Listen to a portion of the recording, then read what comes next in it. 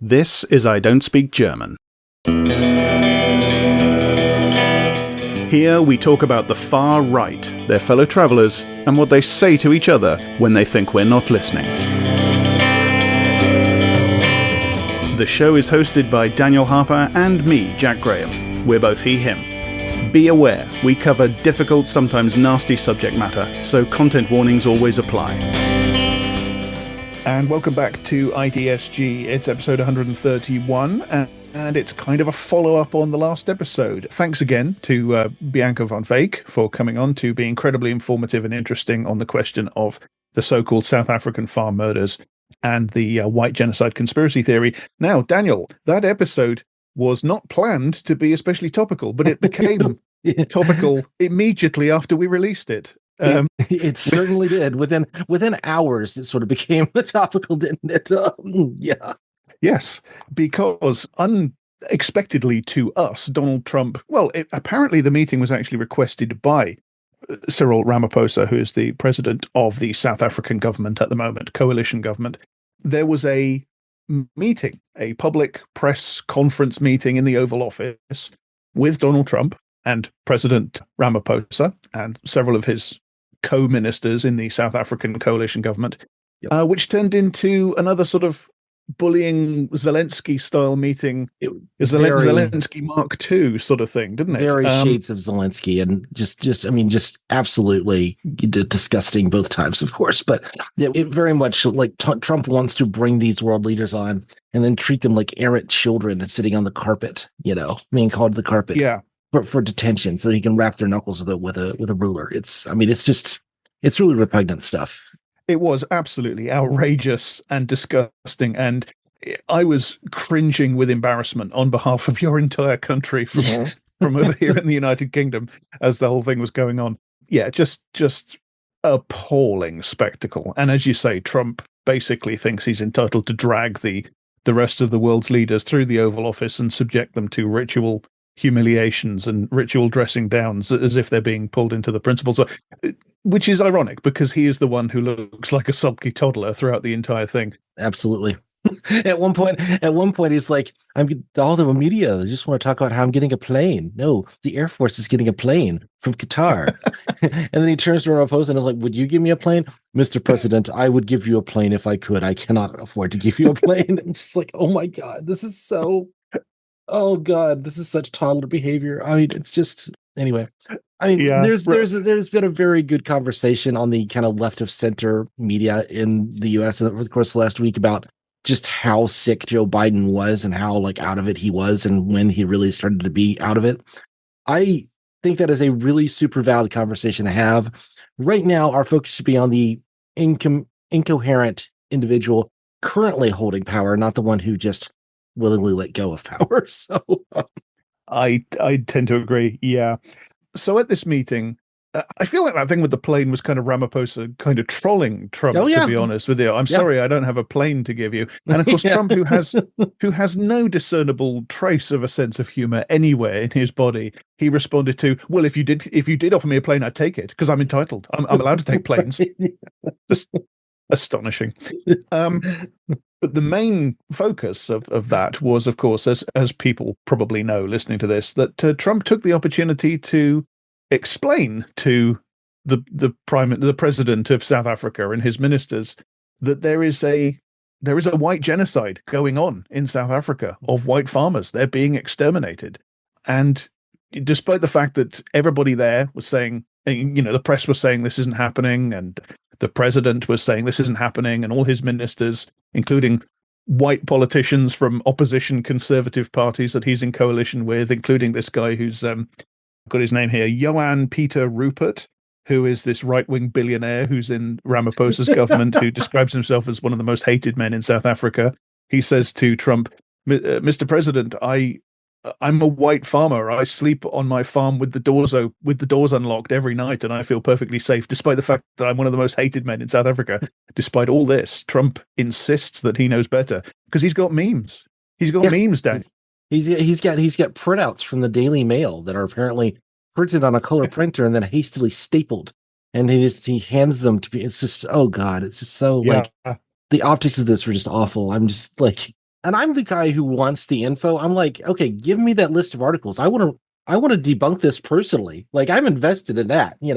Let me see the video. I want to see this horrible video that they played. That they would like occasionally they scroll over, and it's just like, clearly, something that gets spoiled.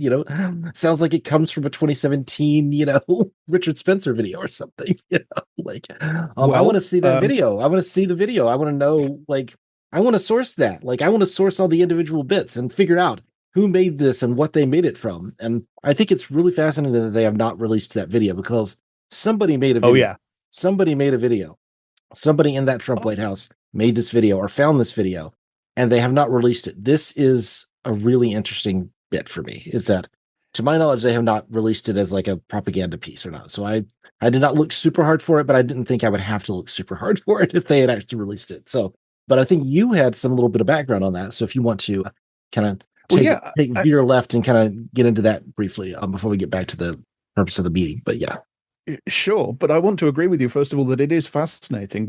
People scoured the internet, clearly, for clips, and people edited clips together into this video that clearly this was a planned ambush. Yep. And Trump told people in advance, effectively, I want to ambush the leaders of the South African government with a compilation video of clips that I can use, and a sheaf of printouts of things that I can use to prove that you, the South African government, are engaged in a genocide of white people in South Africa.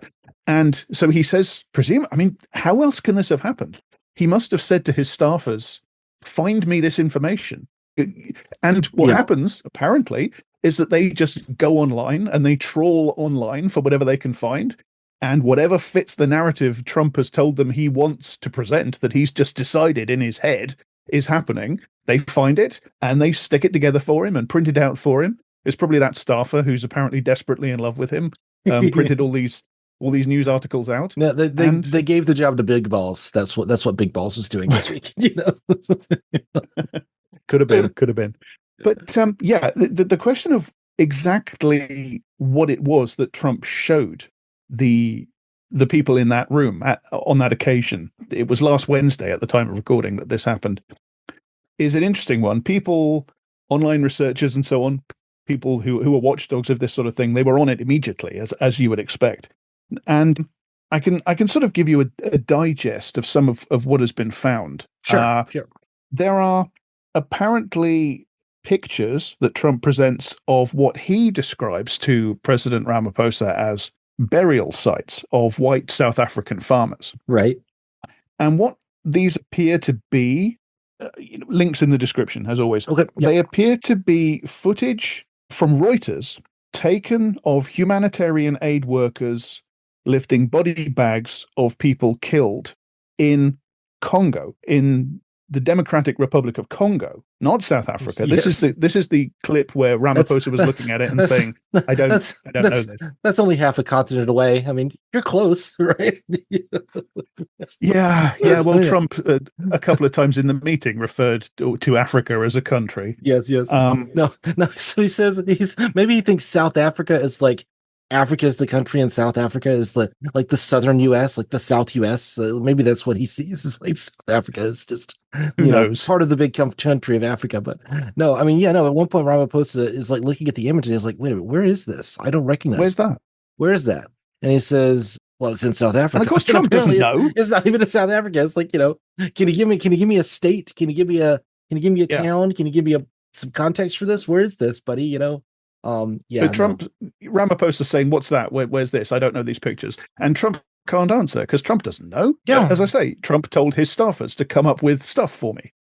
Bring me something that looks scary. Bring me something that looks scary. Exactly. Yeah. So then they do the kill the boar chant, of course, it's of course, which we talked about in the last episode with Bianca. Again, there is context. Again, I've seen dozens, if not hundreds, of these kinds of compilations over the years, just because it's like such a common thing. Is like you have a bunch of scary, sorry for the ooga booga looking black man going kill the boar and jumping around, and and it's meant to make white middle class racists sound, or it's meant to make them quake in their boots, so that they are going to be more racist and they're going to become Nazis, basically. That's the whole point of this. Sorry, I'm not describing Ooga Booga as an actual term. I'm trying to describe the way the media is used, as long as we understand that. Absolutely. You're describing the stereotype that these people are trying to invoke. Yes. Yes. Just in passing, I want to come briefly back to this later on, but just in passing, the clips that they keep showing of people in the red jerseys and the red hats doing the kill the boar, kill the farmer chant, these are very often pictures of people at the South African party called the Economic Freedom Fighters, yes, led by Julius Malema. And they do this specifically in order to provoke this reaction. That this party does this in order to draw attention and be controversial and troll white people. This is so it's in a way it's people falling for precisely what the EFF want. But yeah, going back a little bit, yeah, sure. You have these awful pictures of burial sites, which, according to Trump, that's proof of South African white genocide. It's actually the aftermath of a horrifying attack in Congo, where the city of Goma was captured by the Rwanda-backed M23 Tutsi rebels, who have committed all sorts of horrible murders and war crimes and rapes and things like this. So this is black people. These are black Africans in Congo who have been murdered and have been the subject of these atrocities, just being used by Trump as props in this attempt to further a completely fantastical story about white genocide. So that's tasteful. One of the other things Trump shows is this. It's just like wrong on every conceivable level. Like it isn't South Africa. It didn't happen to white people. It's not it's certainly not a white genocide. Trump doesn't know where it came from. It's just so much the way that this stuff works. It's just, it's not even slightly wrong. It's just wrong on every possible level. It's just incorrect. It's just wrong. Yeah. It's what scientists call not even wrong. Yes, exactly. It's nothing. It's just complete flim-flam. It's fantasy. Another thing of a similar kind was this footage of lines of white crosses along the side of the road. And this apparently is in South Africa, but these are not. So astonishingly, this isn't footage of mass graves created by a genocidal regime, which very, very considerately gave every victim of their mass killings an individual grave with a headstone. I know it's amazing, but that's not actually what happened. That's how genocides work. You give all your victims respectful burials. Certainly not throw them in an incinerator. Bury them in the sea or whatever. Yeah, it's well known. But these are not graves at all. This is apparently kind of a publicity stunt. It is in South Africa, but it's a publicity stunt put on by right-wing white South Africans who are trying to further this narrative. Probably done through AfriForum or one of the similar organizations, right? I don't know that, but it's something like that. Yeah. Okay. So again, not mass graves of white people. We talked a little bit about Julius Malema and the Kill the Boar chant. Now, another thing that Trump shared or waved about, I should say, in the Oval Office meeting, in his sheaf of papers, that's been identified by, and I have to give some credit to the Midas Touch network here, who I don't particularly like, but they did identify this. It's stuff from the Facebook feed of this South African conspiracy theorist, anti-Semitic right-winger called Paul Hatting, which is spelled Hattingh. And when you, again, links in the description, when you look at his feed, which has actually been suspended by Facebook for being too racist, tells you everything you need to know. It's full of AI racist memes, racist depictions of President Ramaphosa, racist depictions of black people generally, as well as really crazy, fanatical Christian stuff and flat earth stuff. Yeah. And imagine my shock. He's a flat earther. Imagine everybody's shock. But this guy... Wait a minute. You live in South Africa and you're a flat earther. Hold on. The sun's on the wrong side, buddy. Good point. Yeah. There are flat earth models that make sense based on the tracking of the sun, but still it's like, the sun is in the north where you are in the southern hemisphere. It is in the south where I am is in the northern hemisphere. This is really basic stuff. Anyway, please continue. I'm sure.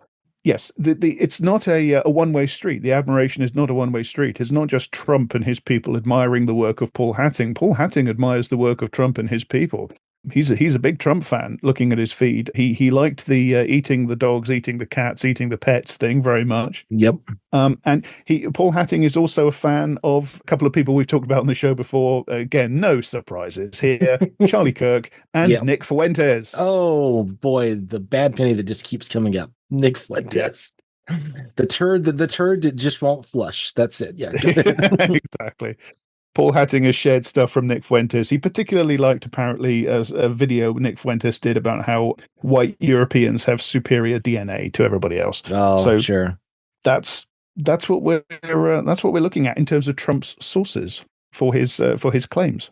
Yeah, I mean, this is, again, it's something that is undercovered just because at least that we've covered it less, just because it's so completely obvious and there's just not much to add to this conversation. But it's very clear that a lot of the kids who were listening to the Daily Shoah in 2015 when they were 15 or 16 or 17 are now in their early 20s and are now working for the Trump White House, or they found Nick Fuentes around the same time. They found Richard Spencer around the same time, and they learned, keep your nose dry. Don't, go out and start a goon squad and start, punching faces in, and don't go out and do scary looking marches. You put on a shirt and a tie, you wear a suit, you join the Republican Party, and you stay quiet about it. And, I mean, it's very obvious. This is, all the propaganda that we saw during the Trump, both the 2020 campaign and the 2024 campaign and the 16 campaign for that matter. But, clearly these are the kinds of right-wing memes that I used to see on, on 4chan back in 2017. They just tone it down ever so slightly, but it's the same ideas. It's the same stuff that's being spread. It's just gone mainstream now. That's just the reality of it. There's absolutely no question in my mind that if you went and you looked through the internet histories of all the kids, all the young interns who are working in the Trump White House, you will find in their not very deeply in their histories, you will find a whole lot of racist shit. That's the most racist thing you've ever seen in your life. Probably not the most racist thing I've seen in my life, but I've seen a lot of racist things. I was going to say probably not you've seen in your life, but for most of us. Yeah, I mean, I was joking earlier about the scenario I imagined of Trump going to his staffers and saying, "Find me stuff to back up the claims I want to make." There's a very good chance that the staffers he's talking to are people who, I mean, you've just said it, who are linked with all this stuff, who made the memes in the first place. Exactly. They probably know exactly where to go because it's their normal internet fare. It's their normal Telegram shit. No, that's why I want to see the video, because I might recognize some of this stuff. Very possibly. Well, somebody apparently did notice some of it, because on the very good "It's Going Down" account on X, that's at IGD. Oh, beg your pardon, it's Blue Sky actually. At igd.bsky.social, they pointed out that, well, I'll read the post actually. It says, white supremacist who marched in Charlottesville claims Trump played video from neo-Nazi and Holocaust denier Vincent James. Yes. Although it appears to be a mashup of various clips. Now, I followed this a little bit. The person that he's talking to as making the claim is this guy called David J. Riley, who's at Real Dave Riley. I looked up as we were doing prep for this episode, and he has me blocked on Twitter. There are only a handful of reasons that someone might block me on Twitter. Let's just put it that way. So please continue. And none of them good. No. So yeah, I literally just sort of very quickly researched this before we started recording. I found a mention of Mr. Riley in an article at the Spokesman Review, which is apparently a local paper at Spokane, Washington. And there's an article from 2022 where it says, a white nationalist moved to Idaho in search of an ethnic enclave. He's not alone. And I'll just read a little bit of that to tell you who David Riley is. Yep.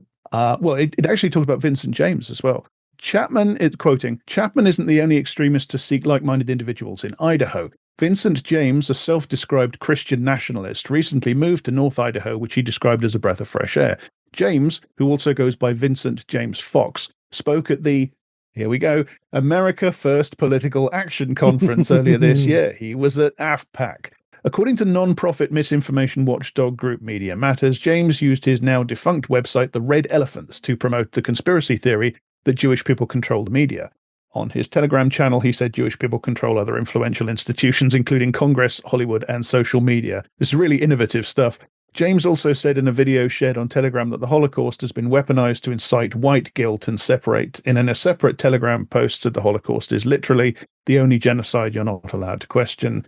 James has used his Telegram channel to deny accusations of anti-Semitism. Yeah, right. Now, and then it mentions David J. Riley, a far-right figure who participated in the 2017 Unite the Right rally in Charlottesville, Virginia, moved to Post Falls in 2020. According to a story published in 2021 by the Daily Beast, Riley has made and since deleted anti-Semitic posts on Twitter, including comments like Judaism is the religion of Antichrist and all Jews are dangerous. So just an absolute morass of anti-Semitism. Oh, yeah. By the way, the Red Elephants, the website may be now defunct. I would believe that, but Vincent James still posts on video platform sites. I just checked his BitChute. His most recent video as the Red Elephants was up just 2 weeks ago. So it is true that the Red Elephants website is now defunct. The media thing is not. He has been a working propagandist since like 2017 or 2018. Absolutely. So just wanted to clarify that. Okay. But there you go. A direct line from the Nazi anti-Semite white nationalists at Charlottesville and their propaganda to printouts and videos being waved around by Donald Trump in the White House in the middle of accusing the president of South Africa of committing a white genocide, a la claims made by Lawrence Southern and Stefan Molyneux and all these people on YouTube since forever.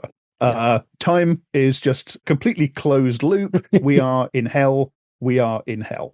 It's like a screwing action where it threads upwards. So it's like where it was this kind of dirty just on the 4chan and Telegram and on BitChute back in 2017 2018, and now it's literally being shared in the White House.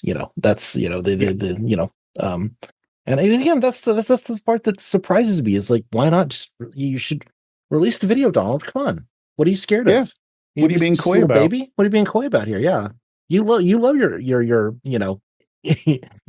migrant porn ASMR shit. You love this stuff. Don't play coy with us now. Let us see you for who you are. Your fans will love you. The voters will love you. I promise you. Yeah. Well, certain people are very enthusiastic about the meeting. Yes. I found a very good post at the blog Angry White Men, which lists a selection of delighted reactions from people like Brad Griffin, owner of the white supremacist blog Occidental Dissent, self-described raging anti-Semite Irish white nationalist Keith Woods. Yep. And I'll read some bits from that blog entry. Scott Greer, a former Daily Caller editor who wrote for Richard Spencer's alt-right publication Radio Journal, wrote, previous American leaders pretended South Africa was a rainbow nation that lived in complete racial harmony. Now President Trump shows this video to South Africa's president to prove it's anti-white. There's another bit. Our old friend, again, making another return appearance, Nick Fuentes, said, great that the American president is talking about the white genocide in South Africa. When will he talk about the white genocide happening in America? We have, again, another link to Unite the Right. Patrick Casey of the now defunct Identity Europa wrote, the American president is currently debating white genocide in the Oval Office. Incredible times. Yeah, in a way. Mike Cernovich was delighted, Ann Coulter was delighted, and so on and so forth. Again, I'll link to that in the description. Yeah, absolutely. So that went down very well with all the usual suspects. Yeah, Angry White Man has been doing this work for a long time. The author is pseudonymous, but he's a friend of the pod. We DM from time to time. So yes, absolutely essential work. Yep. So to just round this off a little bit, what I want to do is read a quote from the dreaded Julius Malema, leader of the economic freedom fighters in South Africa. Now, I do not endorse Mr. Malema or the economic freedom fighters. Far from it. All sorts of corruption and bad politics connected with this Marxist-Leninist organization. I'm not uncritically endorsing them at all. No, but not at all. Mr. Malema did say something which I think it's like a splash of cold water in the face, to be honest, and I'll just read it. We're not going to kill white people. Stop being sensitive. No one is going to kill you. You think we're going to kill you just because you killed our people. The killing mentality is in your head. We don't have a killing mentality. We have a mentality of justice and peace. The only thing we're not prepared to do is to prioritize peace over justice. There must be justice first before there is peace. We don't owe white people an apology. Black people, stop apologizing to whites. They are the ones owing us an apology. You have done too much damage to black people who are unemployed because of you, who are dying of diseases because of you, who are illiterate because of you, who are addicted to drugs because of you. You owe us a lot. You must show remorse and stop behaving like crybabies. South African democracy is going to be built by a robust debate, particularly when it comes to race relations. We must stop deceiving each other. The poor meant black, the rich meant white. For as long as that has not been resolved, there will be a permanent problem between the poor and the rich. I mean, absolutely. Again, you don't want to have to hand it to him. There are all sorts of problems with Malemba's organization and him personally. Very much so. We don't. I didn't want to get into it, but there are plenty of fucking issues there. But yeah, that's spot on, dude. We're playing a game. It's like we're political propagandists. We're not murderers. I mean, look, Eugene Terreblanche died a really terrible death, but he kind of deserved it. He was, I mean, if there's anybody, I don't think really anybody deserves to be hacked to death into pieces on their bed when they're asleep at night. Eugene Terreblanche kind of makes me question that assumption just a little bit. If anybody ever did, it was him. So anyway, and you can't take isolated examples like that and then a kind of a wave of crime, in these kind of isolated farms. I mean, one thing that we didn't get into last week that I meant to ask Bianca and kind of talk about. So Bianca, if you're listening and I'm getting this wrong, please send me a message and I will. But there are legitimate, these farms, some of them, who do have plenty of black and colored workers working on the farms who also are victims of these crimes, to be clear.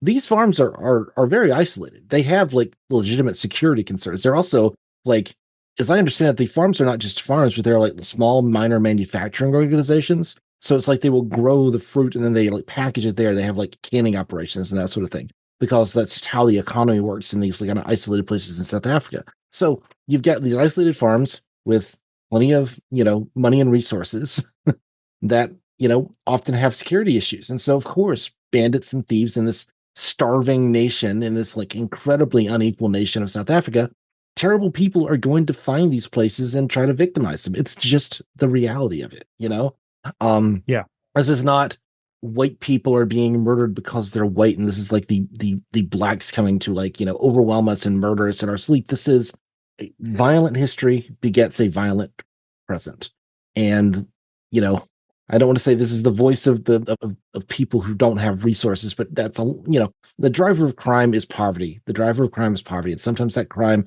turns violent. I am not justifying this. I do not think this is a good thing that these people are being murdered. No, it's absolutely not. But this is basic criminology, basic sociology. This is the first day you pick up a textbook to understand what causes crime. Poverty causes crime. Inequality causes crime. Inequality, inequality. Excuse me, I misspoke. But yeah, if you live in this society, there are crimes being committed. Yes, I agree. Yes. Yeah. You are vastly more likely to be the victim of violent crime in South Africa if you are a poor black man living in an urban area than if you are a wealthy white person living in a rural area. Right, exactly. And it's worth saying the numbers for people who are in any way categorizable as the victim of murders connected with farms per year, it's going down, and it's depending on how you count, it's between 24 and 44 people last year, and similar numbers the year before that and stuff like that. That's what we're talking about. Yeah. And nobody is having this great big agonized conversation about the much larger numbers of poor black people in South Africa in urban areas who are the victims of violent crime. Orders of magnitude higher, let alone, shall we say, other parts of the world with just drastically higher mortality rates because of other things that are going on with the full military, political, and financial support of the American government. Yeah, I mean, this is something that we kind of got into last week, is that just from Wikipedia, during the last 3 months of 2023, around 85 people were murdered in South Africa every single day. So that works out to 20,000 murders over the years, something like that, 80, 100 times 365 would be 30. So yeah, somewhere in that 25,000 murders over the course of a year. In the US, that number is, we have a much larger population. we are also an incredibly violent nation. We kill about 10,000 of each other every year. So, that tells you a lot. And of all those murders, of all those like people, the people that like we're concerned with, the people who get their, get their refugee status, fast tracked, are these relatively wealthy landowners, or the white people who say they are being victimized, and not the people who are actually victims of like horrifying violence when they're not wealthy, rich, and white.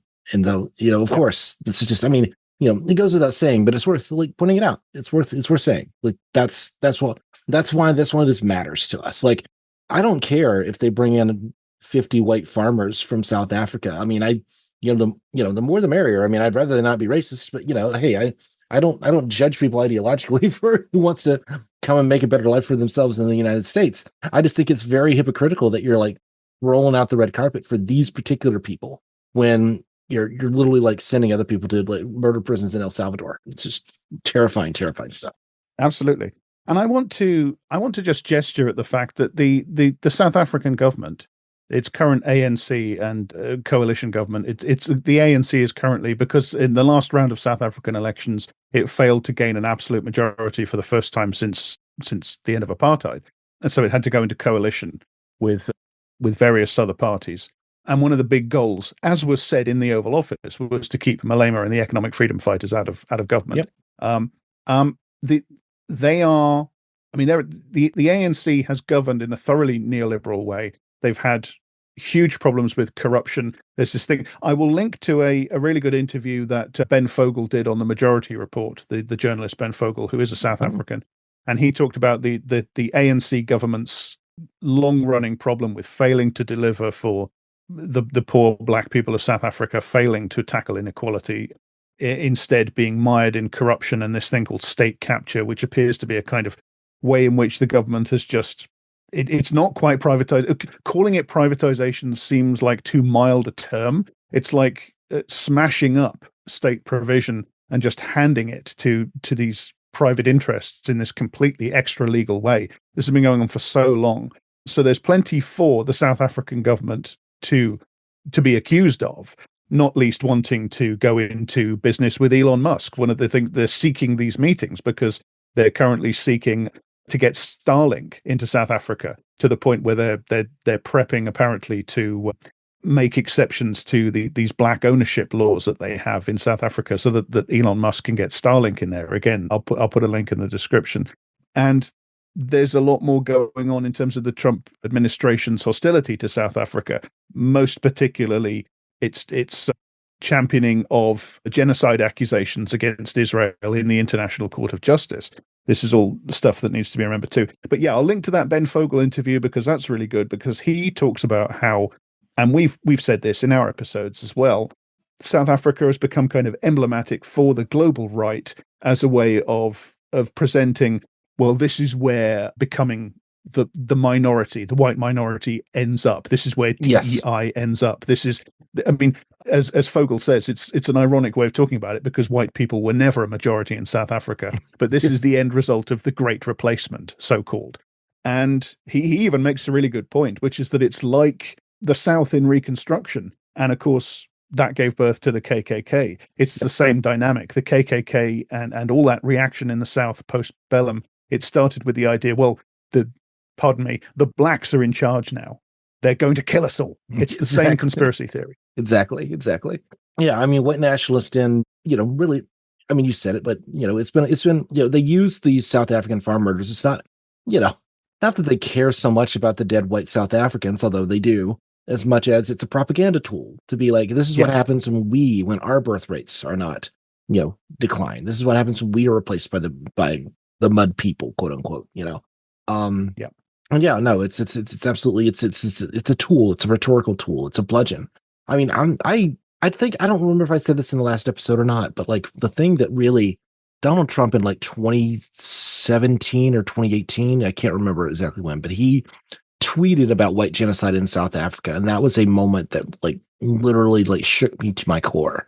It's like, if Donald Trump is tweeting that shows you just how like dark things are in the propaganda wings of that Trump White House at that time. as it turned out, it was sort of a passing thing, but apparently it wasn't, because it's been on his mind for the last 8 years. So here we are again. But yeah, no, it's well, I don't know exactly how it's worked, but it's probably been, as you say, it's probably been in his mind the whole time, and then reactivated, recatalyzed, or whatever, by the fact that he is now in his second term in Trump 2.0. You could say he is now completely integrated with the interests and the influence of people like Elon Musk and Peter Thiel and people like that, who of course have these legacy resentments about what happened essentially to their system in South Africa. Yeah, absolutely. Okay. Well, moving on from that then. Yeah. That was kind of my half. Cheery topic, you know.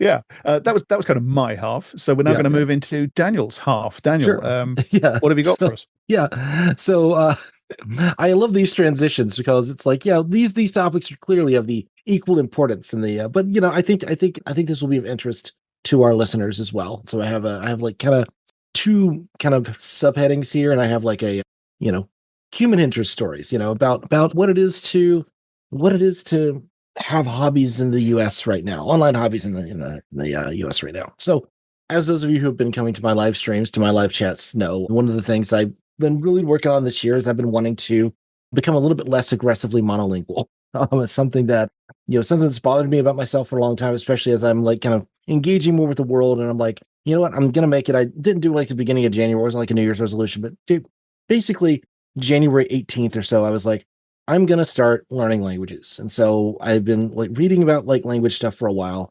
And so I'm like, I'm going to pay for a year's subscription to Duolingo, which is like the very famous like language learning app that, you know. And then also I signed up for Babbel. I mean, Babbel is it's a little bit more curated. It's a little bit more like kind of teacher focused, and the subscription cost is a little bit higher, but the lessons are better. And it's, you know, it's kind of, and it came highly recommended. And so I was like, all right, so, you know, it's $150 or so for the year-long subscription to the two. If I actually spend money on it, it's going to force me to actually do it instead of, you know, to half-ass it, you know. And it is very easy to half-ass this, but, you know, I've been trying to put, and I've got my streaks going. I've gotten it since then. I've done every day. I do at least 5 minutes on each app. And so, you know, and usually more than that. Like sometimes I'll do an hour, sometimes 15 minutes, you know, whatever. So I'm not, you know, language learning apps are not ways to learn languages. They're ways to supplement other ways to learn languages, but then, you know, you can get a taste for them. And, you know, I have reached some goals, and you know, like the app process has been pretty good for me. Duolingo has been kind of enshittifying its projects for years now. I mean, for its products for years now. Duolingo is by far the largest language learning app. I mean, if you are a native English speaker, which I am, you know, the kind of the top 4 in order of like number of learners on Duolingo. Number 1 is Spanish by a mile, by almost double. Then French, Japanese, German, Korean, Italian, Chinese, Hindi. They're known for having a whole lot of like, they do like they have a Hebrew course, they do a Finnish course, they do some fictional languages, they do Klingon. Lately they've been getting into like, they do you can do like math classes, and you can do like music classes, you know, Navajo, they do Zulu is one of their languages. And these courses vary a lot in terms of quality. Like, and I've been dabbling a bit. So right now I'm doing Spanish on Duolingo. The Spanish course on Duolingo is by far the best one that I've played around with. It actually has like little like stories and little lessons and everything. The thing that Duolingo does is it's a game first and foremost. It wants you to play it as a game. And so it'll give you like, you know, I want to learn to speak some language. It'll give you a sentence and then ask it, and then you can hover over the different words, and you can like, you know, figure out what the sentence is saying. And so then it gives you the ability to like punch out the letters, or usually it does like pick out the word. So, you know, the boy is tall, you know, and so you just go, the boy is tall, you know, et cetera, et cetera. Which, you know, you just do that over and over again. Él es mi amigo. Ella es mi amiga. Mi amiga Sofía es de España. El número de teléfono. Número. Pedro, ¿quieres mi número de teléfono? Now, this works pretty well Pedro, if you have a little bit of a background, like Spanish. I took a couple of years of Spanish in high school. I'm mostly remembering all my Spanish at this point. I'm still in the process of like kind of gathering everything back that I used to have and kind of getting more practice with it. And so because I have a background in Spanish, Spanish works pretty well with this, because I already kind of have it in my brain, and I can just figure it out, It's less good if you're doing something like Russian, which I really wanted to learn to read Russian Cyrillic. That was something I just wanted to be able to look at a road sign in Russia and gotta sound out the sounds. Russian is a very regular language in terms of it is spelled the exact same way every time. There are not like typically, words look the way they are spelled. Like that, it's just like one of the things that language has. And so if you can learn the alphabet, you can learn to pronounce a whole lot of words, and a lot of words are loan words from English. The word for backpack, for instance, it sounds like rucksack, which kind of sounds like a rucksack, So it's like there are lots of like cognates, and some words are just taken directly from an English cognate, and sometimes it's from some other language. But so I learned the Russian Cyrillic. I learned to read Russian Cyrillic in like 10 lessons or so, and I got pretty good at it. I'm a little rusty now because I haven't done it in a while, but these are, it's designed, it does, I'm not unhappy that I paid the money for that. Previously, I think that one was like $50 or something like that for the year. I will not be renewing at the end of when it comes due in January. I will definitely be canceling my subscription before then, because they have decided. There was a statement from the CEO. I've got some text in front of me here I can read to you. They're basically going to replace all their contract workers. So previously, a lot of the lessons were done. They were basically given to Duolingo by volunteers. So, somebody wants to do a Klingon language course in Duolingo, and so they basically approach Duolingo and say, here's the materials we have, and Duolingo would like work with them, and like you would build a language. So that's why they have some of these like more obscure languages. That's why they have a Zulu course. That's why they have a Navajo course, because somebody cared enough to put it on there. And that's why the courses can vary a lot in terms of quality, because when you got 47 million people trying to learn Spanish, they're going to put a whole lot of effort into making that Spanish course as good as possible. Hebrew is all over the map with terrible audio and pronunciation that doesn't make sense. I've seen videos of people like talking about these, kind of the pluses and minuses of the various languages on Duolingo. So, people I respect have kind of commented on this, and I've tried a few different language courses. So I can tell you, Duolingo was really bad at, if you are trying to learn German, you have to learn the three genders is kind of the first thing you have to learn. And then you have to learn all these noun endings and stuff that change very quickly. It's a declined language. It's an inflected language. So is Russian, so is Czech, so is, a whole lot of languages. Duolingo is terrible if you don't have, because it doesn't actually give you like a table with all the endings and have you memorize it. It just gives you the sentences and makes you kind of figure it out from context. And so it's like incredibly frustrating, even on that level, because they designed it to be a game first, because they want, and the CEO has said, look, if you're not here, we're not teaching anything. And if you can give you your 5 minutes a day by making it a little game that you don't want to lose your streak on, you're going to be learning the language. I mean, and on that level, okay, fine. Especially since there is a free version. You have to watch ads and you only get so many mistakes. And so it was worth it to me to pay for it, just to like have an easier experience for it. They are now basically replacing all their contract workers, all the people that they currently pay to make these courses as good as they can be. They're replacing almost all of it with AI. It is just going to be AI slop from here forward. And it's really disappointing, right? It's like, and they tried to make like a statement that like it's a productivity boost. We're trying to, not use human labor where AI can do the job. The double talk in that statement is well. So he did one statement, and then there was the second statement where he's like, it's like, oh, I'm not, we're not actually doing that, but you didn't change anything. You're still doing the thing. You're still saying the same thing. You're just saying it in different words. It was just, we're just saying that we're not. Yeah. I think they saw the number of people who like quit their Duolingo, who not only quit, like didn't, like ended their subscription, but like stopped doing the app. In my opinion, if you've paid for it for the year, for however long, you should keep wasting their resources. You definitely want to still be using the app, because you want them to be paying whatever they have to pay to keep that app running for you. And just know that you're probably not going to learn the language as well as you thought you were going to. I don't know. It's just such this like, it's just such this thing. And then on the other language app that I've been playing with, their big thing is that they have so the tier that I paid for was like, okay, you get access to every language. Babbel does not offer as many languages, but they're more in depth. So they offer like, again, a fully featured Spanish course. They do offer Russian. But it's designed to have like actual lessons. There are podcasts. There are like grammar things that you can do. And so it's a little bit more of a full course. And so that one is a lot better for, I'm just being introduced to a language that I don't have any like context for at all. And if you're picking one of the big languages, I mean, it's basically, French, Spanish, Italian, Portuguese. It does have Indonesian, but I think that's at a very low level. So, but it's basically just the big European languages and languages that Europeans like Japanese would hypothetically want to learn. But again, the lessons were better. They offer podcasts, so you can just download podcasts that are in your target language and you can listen to, and it's always like designed to be guided to your level. So your very beginning is like, hola, me llamo Ted, et cetera. And then, it kind of goes from there. And these have actual real voices. They're actually real people speaking the language and I found the Spanish course in a variety of different accents.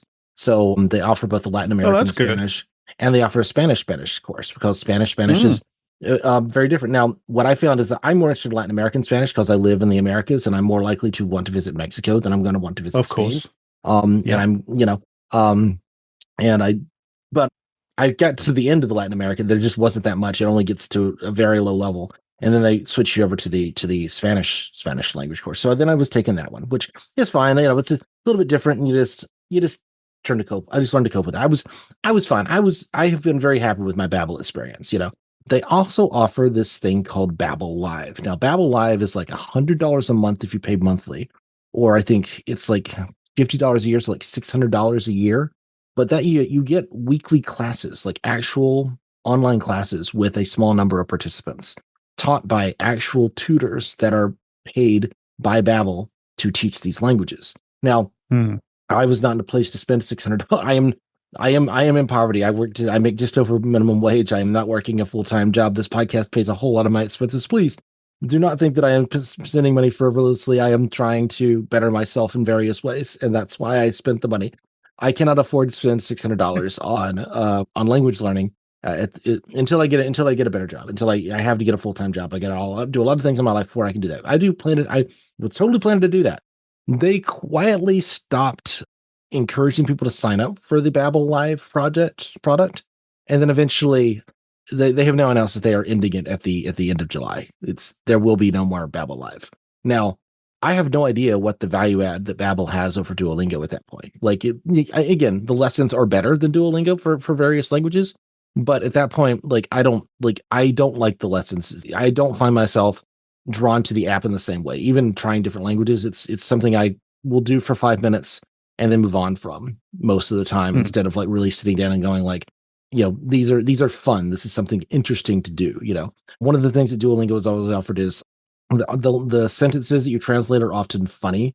It's the hippopotamus is wearing a dress, so that you're learning the words, you're learning it in kind of this weird context. So, it's meant to be engaging. It's designed to be crack. It's it's like Twitter. You don't want to set it down. There's good things and bad things. It's after your dopamine, right? It's offering you the dopamine hit. I mean, it's great at that. If I just want to drill words, I'm not going to Babbel. Babbel will give me a little bit and it's better. It's a real voice. It gives me it gives me a better lesson. But if I'm trying to just drill, I just want to relearn this. I just want to drill my vocabulary.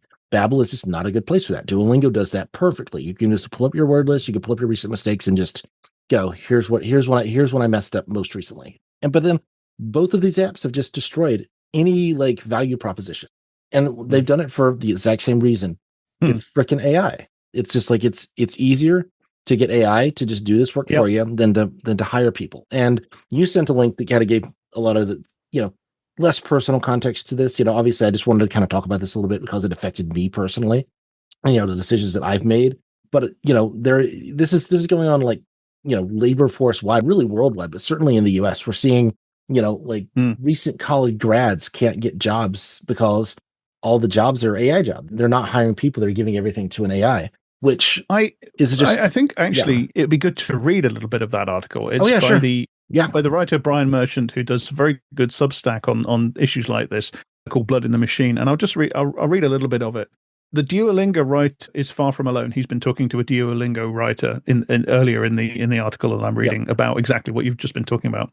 He's far from alone. Almost every professional artist or illustrator I meet tells me they have lost clients and gigs to firms that have turned to AI instead of paying for human work. Some have been pushed out of their fields altogether. I've written for Wired about managers who are using AI to displace artists and designers in the video game industry. Voice actors have been on strike for 9 months now, seeking protections from corporations that would use AI to clone their voices. Incidentally, just dropping out of the quote for a moment, our friend Elliot Chapman, who was on our last bonus episode, talking with us about Dirty Harry. Yep. He's an actor. He does a lot of voice work. He's a producer and a performer in the audiobook industry. I'm sure he won't mind me talking about this, and I'll check with him before I put it out. He's worried about this. He is worried about AI taking work from him. He's doing okay at the moment, but this is the point that Merchant is making in this essay that's called "The AI Jobs Crisis has already started." To just go back to the article, then, just this week, the popular gaming website Polygon was sold off to the content farm Valnet, that's often accused of running AI-generated articles. Almost all of Polygon's human staff was fired. And then Merchant goes on to talk about what you were just talking about, an article in The Atlantic by Derek Thompson, who talks about the fact that the employment rate for college graduates is unusually low. And one theory, there's various theories about why this might be happening, and you can say, well, why should I cry for like American college graduates? But it's an indication of something that's going to hit the entire economy. One theory about this is that go on. College costs a lot in the U.S. This is especially if you are going into, and a lot of these people are, they are going into like coding. They are going, if you care about whether somebody like studies Spanish or study like computer science. I mean, I think both of those people should be able to get a nice, fulfilling job, that pays their bills and, allows them to build a better life for themselves. But, college is an investment in this country. College, especially like a decent very much so. I went to a state school, but even at state school, I graduated with $20,000-$30,000 of debt. Like, there's just, and I had scholarships, I had loans, I had all kinds of advantages, I'm white, come on. But it's, as Thompson speculates, and it looks pretty well supported to me, that people aren't hiring college graduates anymore for work that the sort of the low grade entry level stuff that you give to, graduate that's just started at your company.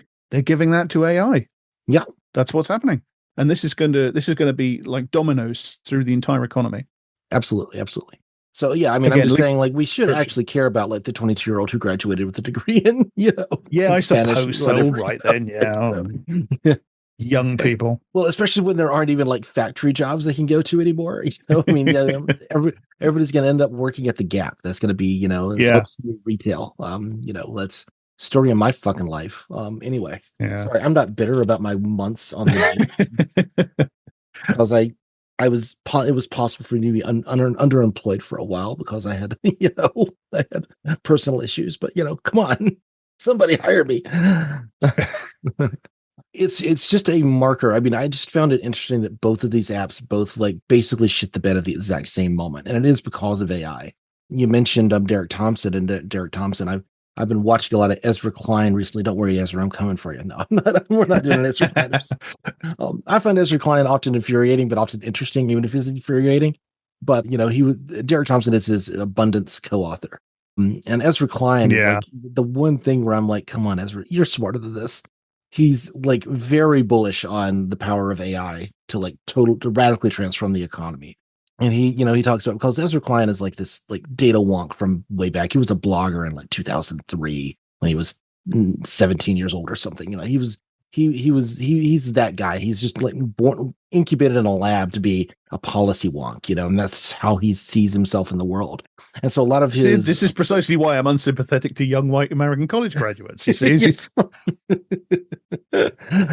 fair. But no, he's very much like, he hires a bunch of writers, he hires researchers and interns, and he hires people to like help him collate through a whole bunch of stuff. And he's like, I found that AI can do like a really passable job at this without even having to. And of course, I'm still hiring people. Well, what is it going to be like in another 5 years when AI could just literally replace all this? And it's like, Ezra, it's never going to get better than this. It is not going to get better than this. The models, in order to make the models better, they need to burn more data than currently exists on the planet to get like a 10% increase. This is as good as it's ever going to be, and it's shit, and it's always going to be shit, But there's this like techno-utopianism that these people are just like, better, smarter people should not believe this. I don't know. Let's get David Gerard on the line. Come on, David. By all means, let's feed the entire Amazon rainforest into the grinder and turn it into carbon and pump it into the atmosphere in the hope that we might be able to get AI to not hallucinate when you ask it to give you basic facts. Oh yeah, and that's definitely a thing that people have started seeing. It's like it's certainly at the higher levels. It was like on like the Duolingo stuff.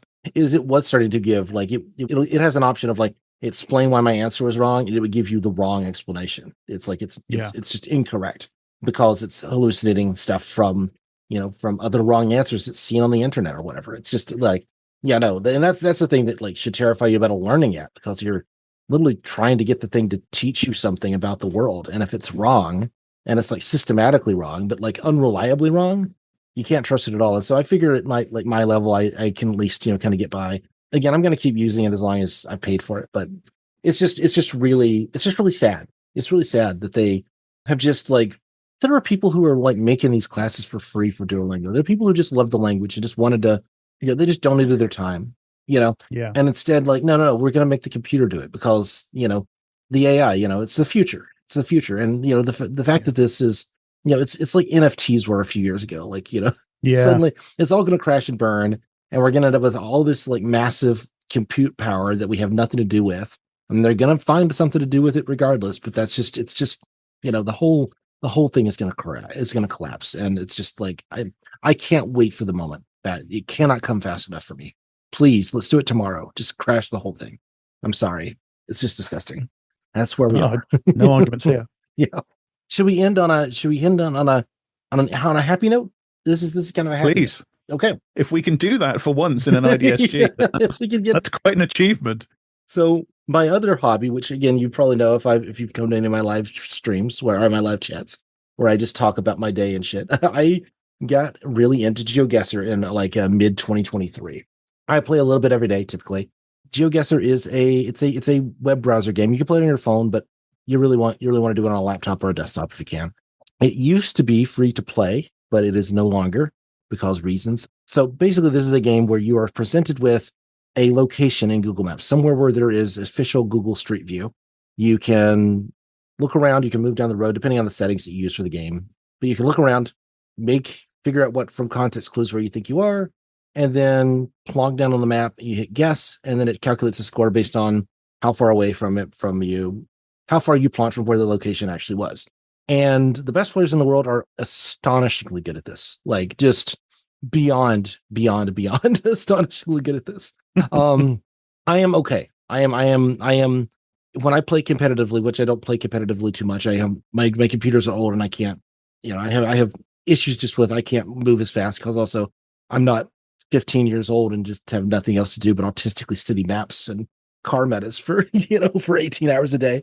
But it's fun. I really enjoy it. When I play competitively, I am in the low master division. And if you kind of think about like chess master versus grandmaster, that kind of gives you a sense. I am a very, very low rated master at GeoGuessr. So I'm pretty good.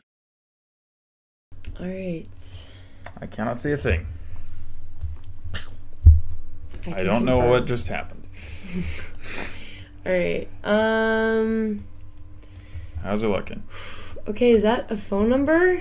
Oh boy, that could be helpful depending on what country we're in. Okay, so although if you just tell me the phone number, it's not going to help at the moment, so I need to know some other stuff. Cool.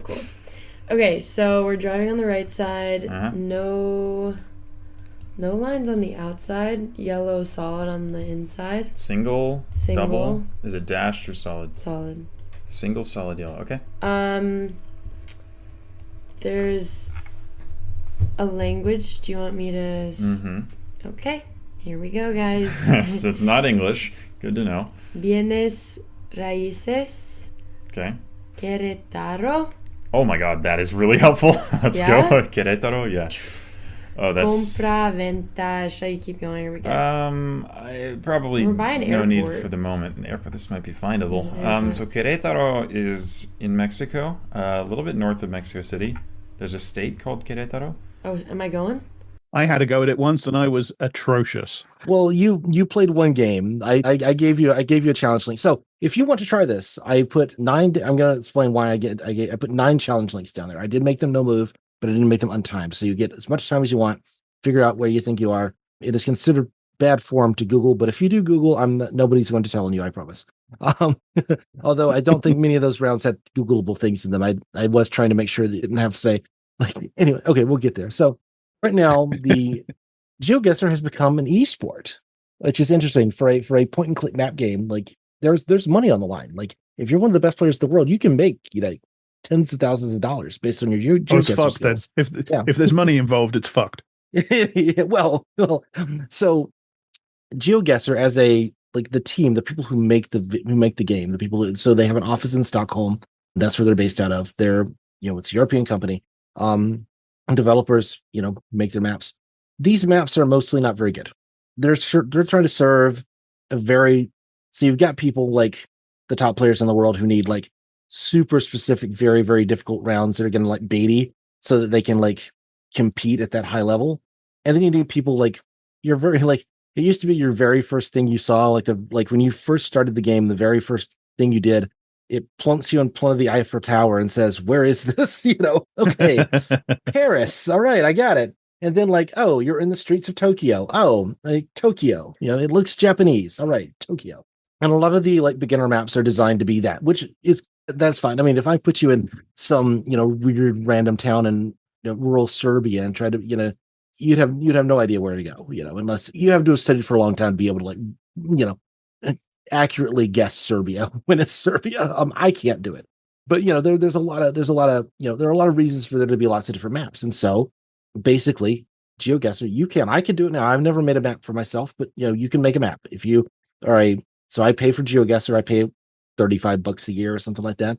I get more than $35 worth of enjoyment out of it. So it's not, it's not a big cost for me, but I pay for GeoGuessr.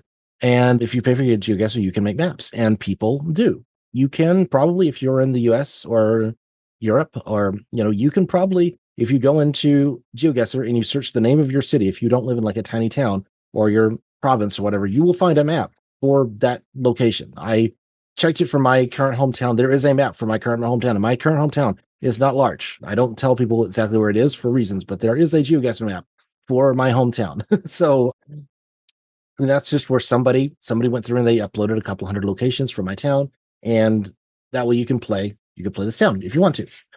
The very best maps are those made by either communities, or they're made by kind of individuals who are kind of getting together to pool resources. And it's like, oh, you got your Brazil expert who's going to like find like cool places in Brazil or like cool little stuff. And some maps are designed to be super rural, where you really are just on dirt roads 100% of the time. Some of them are designed to be kind of a mix. And the best maps, if you're going to play competitively, the best maps are, they have like kind of a mixed distribution, where sometimes you're just in Rio de Janeiro, and sometimes you're in, a far off spot in northern Roraima, and you got to figure out, and you're playing a Brazil map or whatever.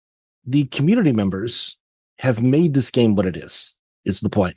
GeoGuessr is they are very thankful to this, but it's, the people who love the game, people who obsess over the game, have made maps, have made GeoGuessr what it is, because you cannot play competitively at high levels on those crappy maps that the GeoGuessr developers make. You just can't. They're too easy, or they're, it's too random. Even if they're not super easy, it's incredibly random, because you're not judging skill, you're just judging by whether you just happen to be closer in whatever country. So the World Championship is currently happening, and the GeoGuessr developers, I think for reasons that seem to make sense, but was wrong-headed based on their fan base, decided to hold an event at an esports tournament in Riyadh in Saudi Arabia. You would think this is a gaming community, and gamers do not have, a reputation, especially teenage gamers and 20-something gamers. The best players in the world are like 24 years old. But you would not expect naively to think that the GeoGuessr community is going to give a shit about human rights abuses in Saudi Arabia, etc. Based on, what we know about gamers. Gamers just, they're just right-wing shitheads. That's the stereotype. Not GeoGuessr. Not GeoGuessr.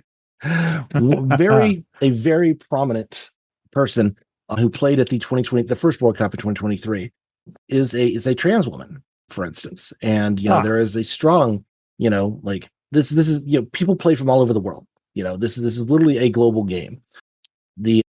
Lots of people from the Americas. In the kind of top field, there were players from Brazil, there were players from Thailand, there were players from Australia, New Zealand, tons of Europe representation, but then also, the US and Canada. The two former World Cup winners in 2023 and 24. The first one came from the Netherlands and the second came from France. So there are, it's been very European focused, but like the guy who came in second at last year's and who may win the whole thing this year is actually from Pennsylvania. And, they're talking about the very first, like, actually paid, like, esport guy who actually got signed with an esports company is actually a player from Brazil. So he is not going to be in the World Championship this year, unfortunately. He didn't quite make it, unless he wins one of the. So anyway, they created this thing called a wildcard tournament. And the wildcard tournament is, people who either didn't make it out of their group, who played in the previous events but didn't make it, get their second chance. And if you win one of these wild cards, then you get to go to the World Cup, or people who didn't play in all those events and who, kind of came through a different methods. So there are going to be 4 of those, like, World Cup, or wild card championships. One of them was going to be in Riyadh. The entire player base threw a shit show.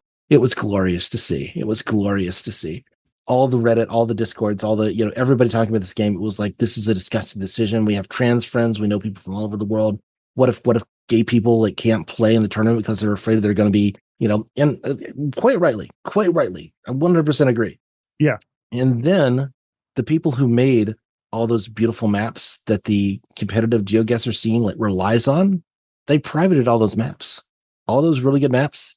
And suddenly I logged into my account to play competitive and I'm playing on the shitty world map, instead of an official world or a community world, which the two, like, kind of good. At my level, they alternate between those two. Those are two very good maps that are kind of good in different ways. And they kind of alternate between maps so that it's not the same map all the time. And I played some master level duels on that account. Yeah, it was a shit show. It was a shit show. Yeah, it was pretty hilarious. It was pretty hilarious. So GeoGuessr caved. They put out what I think is a really good statement. Like a day later, just before they just had a recent, they had a recent event in Dallas, which, Dallas is also a place that maybe queer and trans people would not like to go, but that's a bigger conversation. Dallas, as bad as it is probably better than Riyadh. I'll give it to you. I'll give it to that. Yeah. I was going to say, Texas, it's got its problems. It's not Saudi Arabia. It's not Saudi Arabia.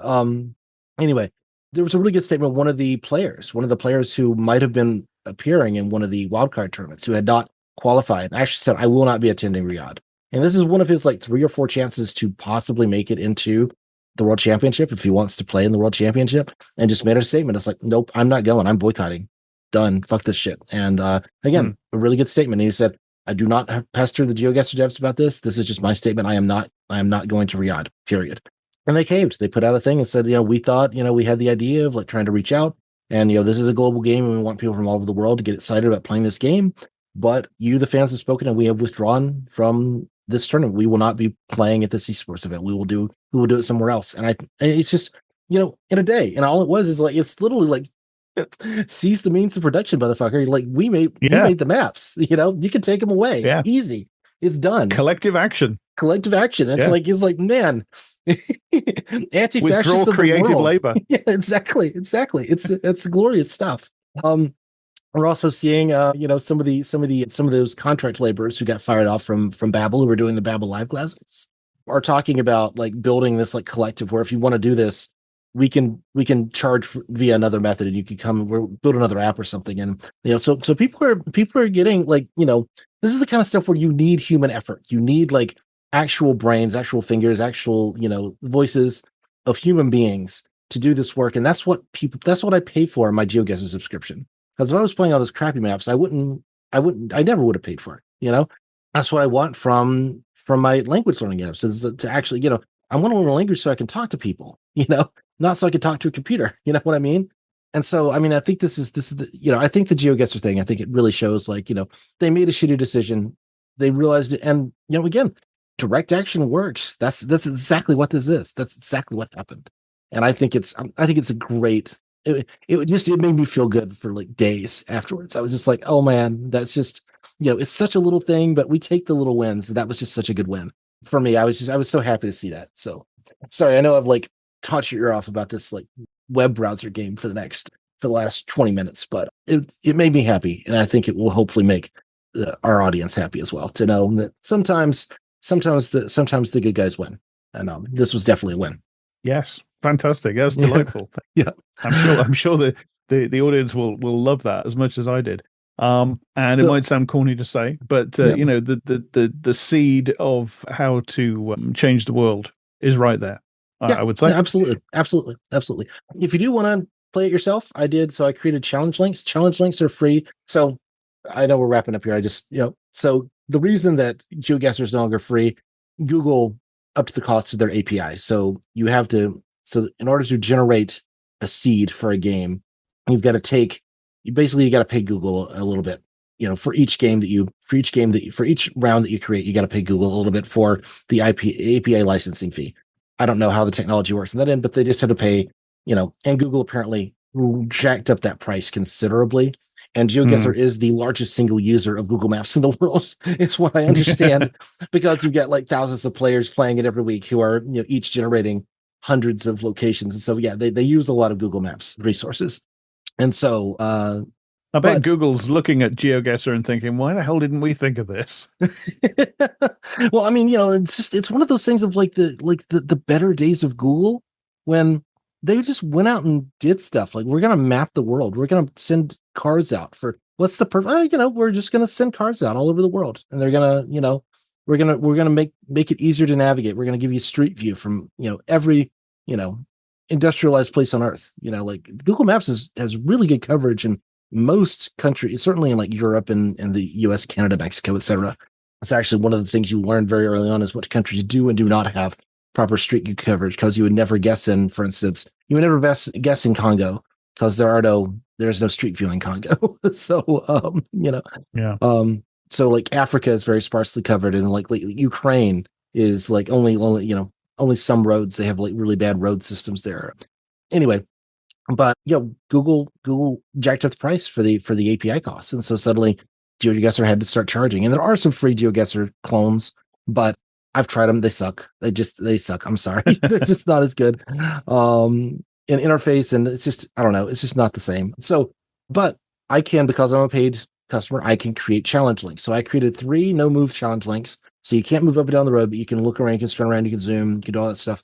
And 3 each on the standard world map, the bad map, the unofficial world, which is kind of an info heavy map, which was used in the 2023 World Cup, and then a community world, which is probably the best overall map. It's the one that I like the most and I played the most often, which is literally run by one guy who goes by Meat Potato, who currently lives in the Netherlands, but he's from India originally.